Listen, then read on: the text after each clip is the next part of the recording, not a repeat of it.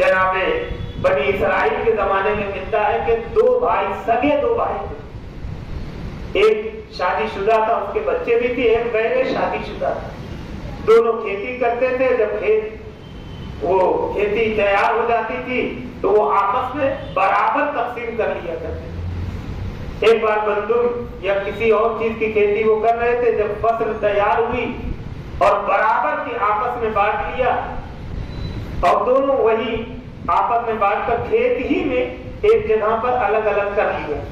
تو ایک مرتبہ بڑے بھائی نے چھوٹے بھائی سے کہا کہ ایسا ہے کہ پہلے تم گھر چلے جاؤ، کچھ کھا کر آ جاؤ، کچھ کھا لو، کھانا کھا لو، پانی پی لو، کچھ دیر آرام کر کے آؤ، میں یہاں دیکھتا ہوں، اس کے بعد ہم یہ اپنا اپنا حصہ اپنے اپنے گھروں کو لے کر چلے جائیں۔ چھوٹے بھائی نے کہا ٹھیک ہے، میں جا کر کھانا کھا کر آ جاتا ہوں۔ جیسے ہی چھوٹا بھائی گیا، بڑے بھائی کے دل میں خیال آیا کہ میں تو شادی شدہ ہوں، میرے بچے ہیں، میرا گھر بس چکا ہے، میری دنیا آباد ہو چکی ہے، میرے بھائی کو ابھی شادی کرنی ہے، اسے گھر بنانا ہے، اسے گھر بسانا ہے، اسے پیسوں کی زیادہ ضرورت ہے۔ یہ سوچ کر اپنے حصے میں سے چھوٹے بھائی کے حصے میں وہ اناج ڈالنے لگا۔ دیکھیں جی غنیمت، جب نیت اچھی ہوگی تو خدا برکت دیتا ہے۔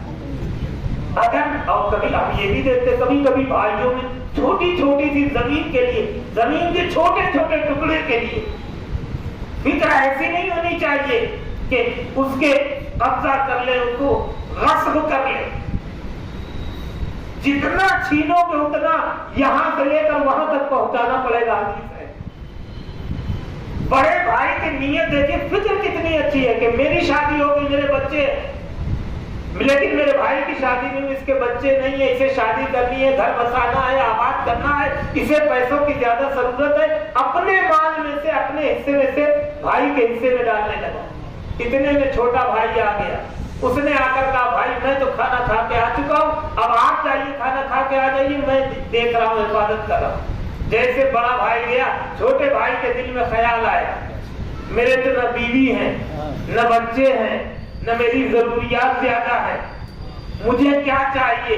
میں تو کم میں بھی زندگی بسر کر سکتا ہوں، لیکن میرے بھائی کی شادی ہو چکی ہے، ان کے بچے بھی ہیں، ان کا گھر بھی بسا ہوا ہے، انہیں پیسوں کی زیادہ ضرورت ہے۔ یہ سوچ کر اپنے حصے میں سے اپنے بڑے بھائی کے حصے میں ڈالنا شروع کر دیا۔ اور جب ڈال چکا بڑا بھائی آیا، اب یہاں سے سنیے کہ برکت کیا ہوتی ہے۔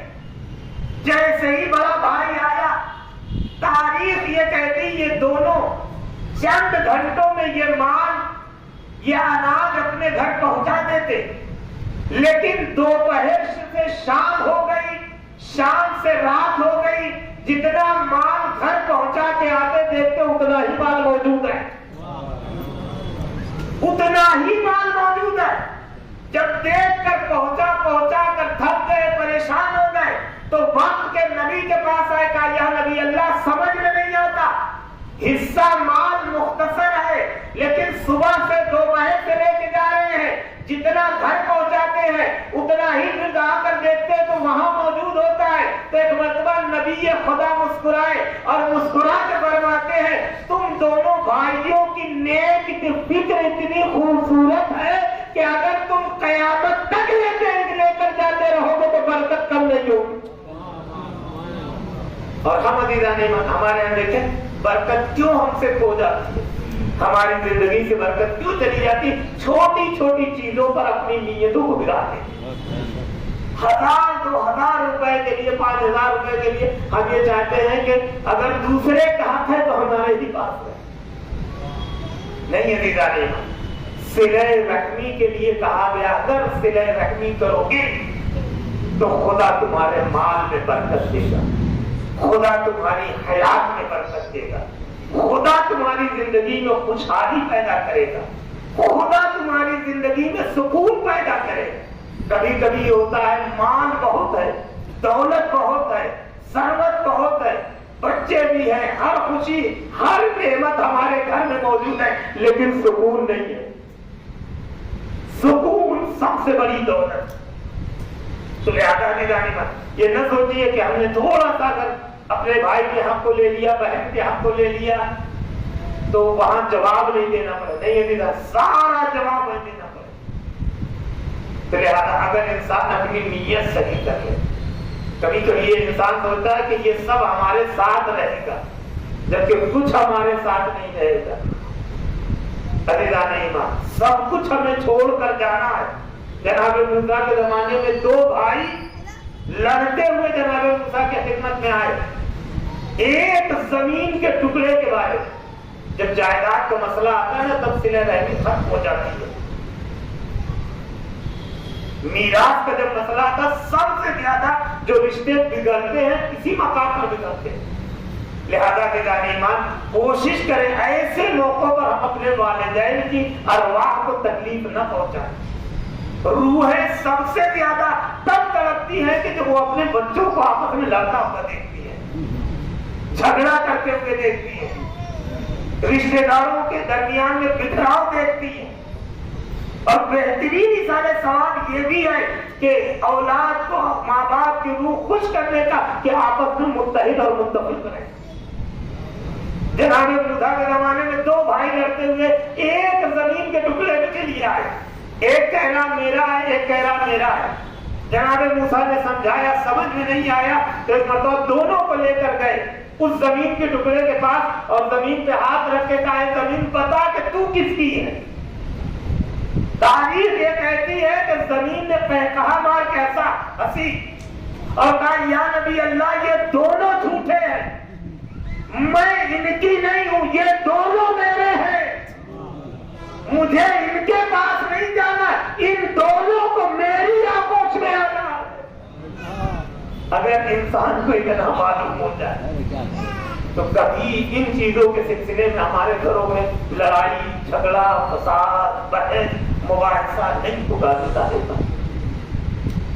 سب سے زیادہ یہی ہوتا ہے ایسے موقعوں پر صلہ رحمی کا ہونا۔ صلہ رحمی یقیناً بہت بڑی نیکی ہے۔ اگر انسان کے اندر صلہ رحمی ہے تو گویا خدا کے نزدیک وہ پسندیدہ بنتا ہے، اللہ اس کی حیات اور عمر میں اضافہ کرتا ہے۔ صلہ رحمی آپ یہ کہیں گے بس میں اپنی عبادت کو تمام کر رہا ہوں عزیزان ایمان، اور ان تمام چیزوں کو دیکھ رہا ہوں، کوئی ایسا درس کوئی ایسا پیغام نہیں ہے عزیزان ایمان جو کربلا میں نہ دیا گیا۔ صلہ رحمی کسے کہتے ہیں؟ صلہ رحمی سی تو کہتے ہیں کہ ماموں سے رشتہ اچھا ہو، چچا سے رشتہ اچھا ہو، پھوپھی سے رشتہ اچھا ہو، خالہ دار بھائیوں سے رشتہ اچھا ہو، چچا دار بھائیوں سے رشتے اچھے ہو، اسی طرح کا صلہ رحمی ہے کہ جو خونی رشتہ ہے وہ رشتے مضبوط ہونے چاہیے۔ آپ ذرا انصاف سے بتائیے کربلا میں کون سا ایسا رشتہ ہے جو نہیں ہے؟ کربلا میں ہر رشتہ ہے کہ نہیں ہے؟ ماموں بھانجے کا رشتہ موجود ہے، چچا اور بھتیجے کا رشتہ موجود ہے، بھائی بھائی کا رشتہ موجود ہے، دوستی کا رشتہ بھی کربلا میں موجود ہے، حبیب ابن مظاہر اور مولا امام حسین، سارے رشتے کربلا میں موجود ہیں۔ آپ دیکھیں کتنی خوبصورتی سے یہ سارے رشتے نظر آتے ہیں۔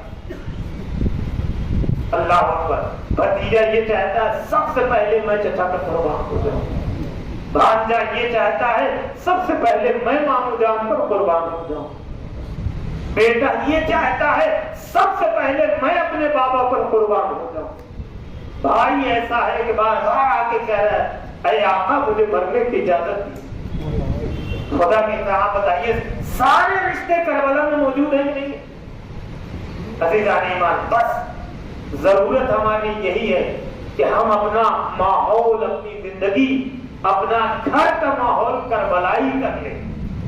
عزیزان ایمان ساری مشکلات ختم ہو جائیں گی، ساری تکلیفیں ختم ہو جائیں گی اگر ہم اپنی زندگی کا ماحول کربلائی ماحول میں ڈال دیں۔ عزاداران مظلوم کربلا ہر ایک اپنے آپ کو پہلے قربان کرنا چاہتا ہے، یہاں تک کہ عزیزان ایمان 6 ماہ کا بچہ بھی ماں گہوارے کو جھلا رہی ہے اور ایک جملہ کہہ رہے ہیں میرے لال علی اسوار کم سے ضرور ہو لیکن اپنے بابا کو قربان